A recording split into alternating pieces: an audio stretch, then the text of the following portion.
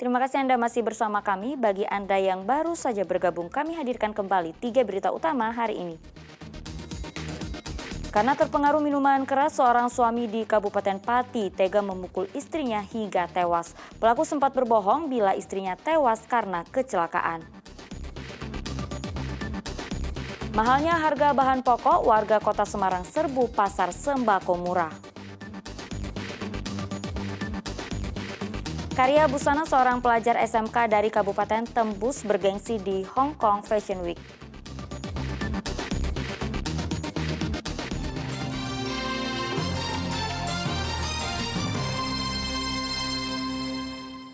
Ya, Asrama Haji Donohudan, Kabupaten Boyolali terus berbenah jelang menyambut musim haji.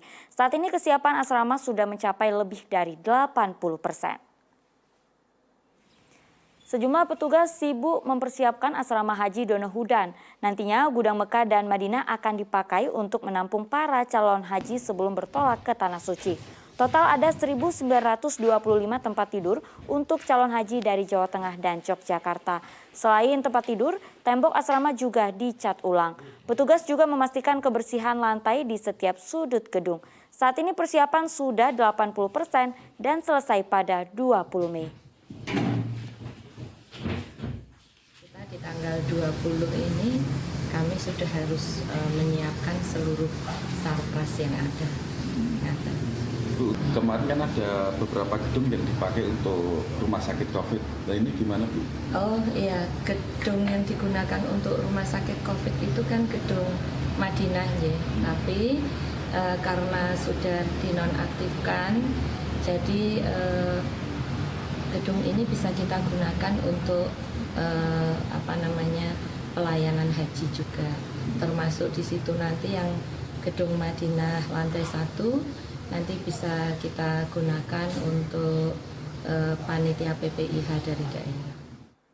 Untuk memberikan pelayanan dan kenyamanan kepada calon jemaah haji, pengelola asrama haji Donohudan akan menyiapkan 200 tenaga kebersihan.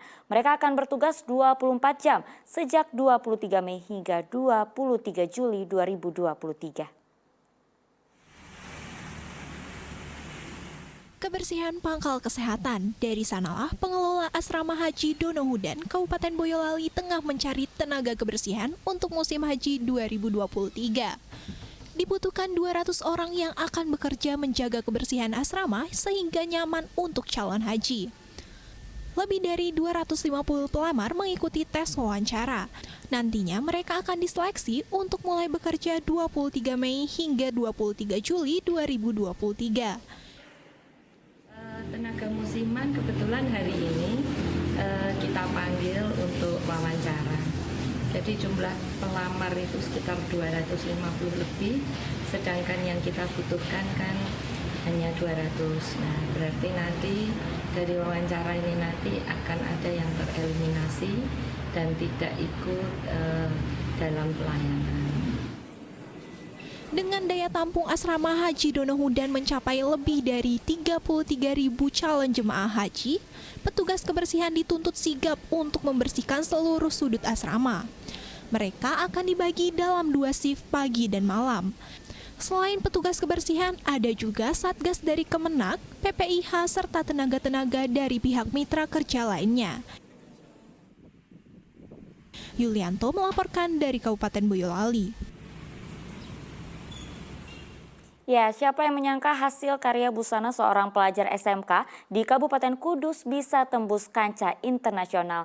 Evi Afifah bahkan jadi perancang busana termuda dalam ajang bergengsi di Hong Kong Fashion Week.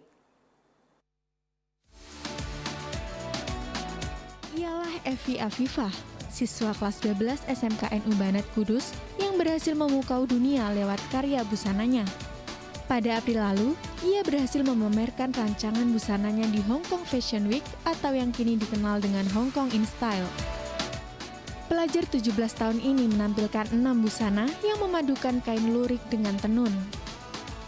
Menjadi perancang busana termuda, Evi berhasil mencuri perhatian para penonton di Hong Kong Convention and Exhibition Center.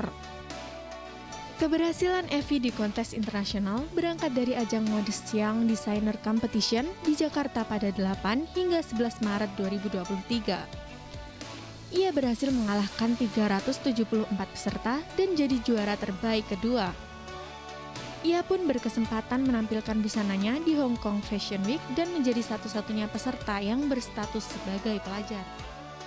Respon dari para buyer-buyer mancanegara itu tertarik dengan kearifan lokal Indonesia yang saya bawa itu lurik sama tenun kan. Nah itu mereka tertarik dan mereka tidak menyangka kalau karya ini adalah karya Nuriana SMK Indonesia. Ada berapa karya yang ditampilkan? Yang fashion show itu ada 6 look sama pameran dagang 20 pieces. Kaprodi SMKN Ubanat Kudus mengatakan, proses belajar mengajar di SMKN Ubanat Kudus memang dibuat semirip mungkin dengan industri fashion. Para siswa dibekali kemampuan mendesain, menciptakan hingga memperagakan busana. Pihak sekolah pun mengapresiasi keberhasilan Evi dan berharap menjadi motivasi bagi siswi lainnya.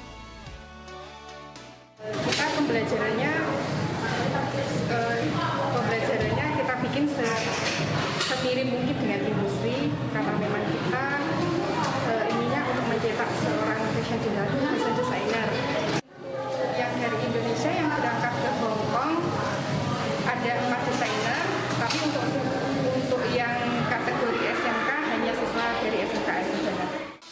Tak hanya Evi, ada 2 siswi SMKN Ubanat yang juga lolos ke Hong Kong Fashion Week. Karya pelajar SMK ini telah banyak menoreh prestasi di ajang nasional hingga internasional, bahkan terjual dengan harga jutaan rupiah. Arif Nur melaporkan dari Kabupaten Kudus.